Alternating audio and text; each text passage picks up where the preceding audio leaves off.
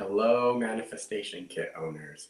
In just a little bit, I'm going to invite you to do a meditation with me where we will go through and cleanse and align the chakras. During this meditation, I'm going to invite you to visualize a lotus flower in the chakra representations, which means that they will have a specific number of petals. And I realize that if you aren't familiar with the chakras, then asking you to visualize, say, 1,000-petal lotus might be a little difficult. And since this is the manifestation kit, we want all of your visualizations and manifestations to be super easy. And so I'm going to go through really quickly and talk about the chakras. And this is a pretty basic overview, so if you're familiar with the chakras, hopefully you'll find a nugget or two in this video. But if you're not, then this is a really good baseline and will help us do the meditation to come. So let's start with the root chakra, and it's represented by a symbol that looks like this. So it's a 4-petal lotus, okay? And then in this particular image, there's also a square, which represents strong stability. And then there is a triangle that represents like the taproot growing deep into the earth. And this is a reminder for us to be grounded and strong and sturdy and have that foundation that just supports manifestation. Next, we have the sacral chakra. And the sacral chakra is represented by this symbol, and it's got 6 lotus petals. Okay. Each one of the petals represents a quality that we have to overcome and cleanse in order for our sacral chakra to behave at its best. And those qualities are anger, jealousy, cruelty, hatred, pride, and desire. So when we have a really good balance, that doesn't mean to eliminate, but just understand and have worked through those 6 qualities, then the sacral chakra becomes balanced.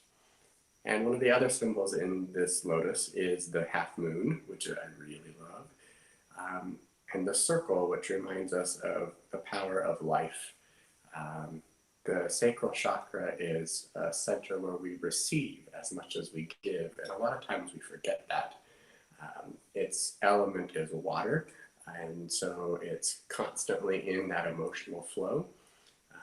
It can represent sexuality and sensuality. It can represent the womb and creation, and it really is our creation center.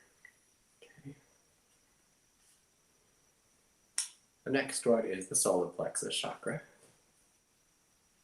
It's represented with the element of fire, and it has 10 petals.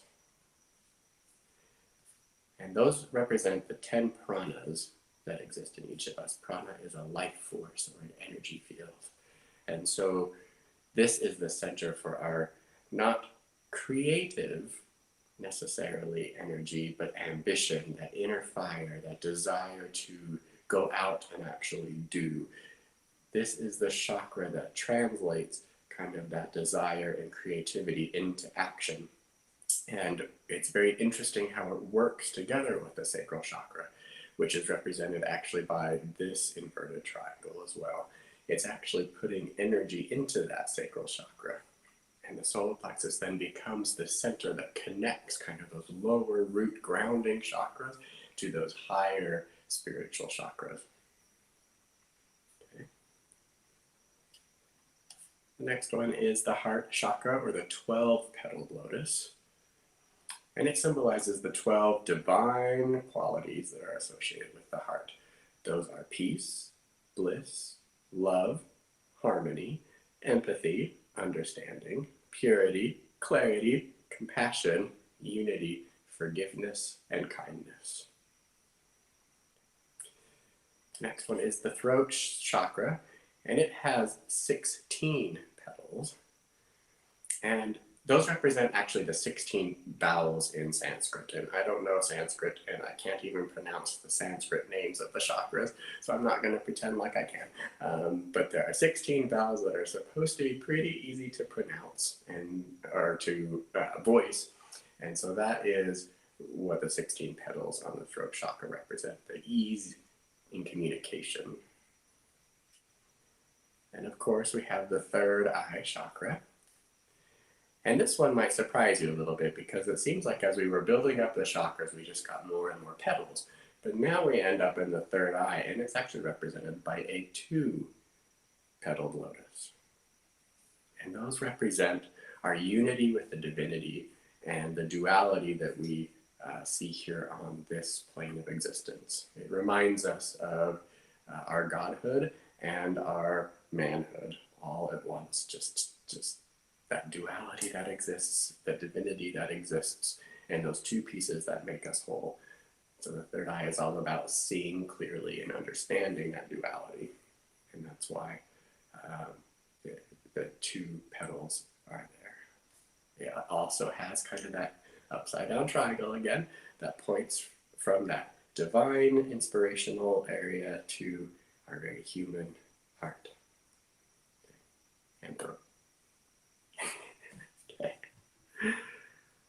All right. And then the very last one is what they call the 1,000-petal lotus. And this is our crown chakra, the highest of them all. And the 1,000 petals represent our connection to the divinity and our unity with all of the different beings in the universe and with all of those connections that we have with each other.